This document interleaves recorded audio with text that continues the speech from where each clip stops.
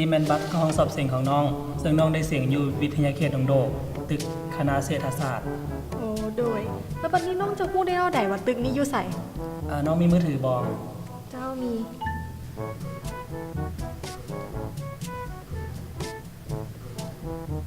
คือน้องเปิด QR code ขึ้นมา แล้วไปสแกนอยู่ที่หน้า QR code อยู่ในนี้แล้วจากนั้นน้องจะเห็นแผนที่และน้องสามารถไปตามแผนที่นี้เลย โอ้เห็นละขอบใจหลายๆเด้ออาจารย์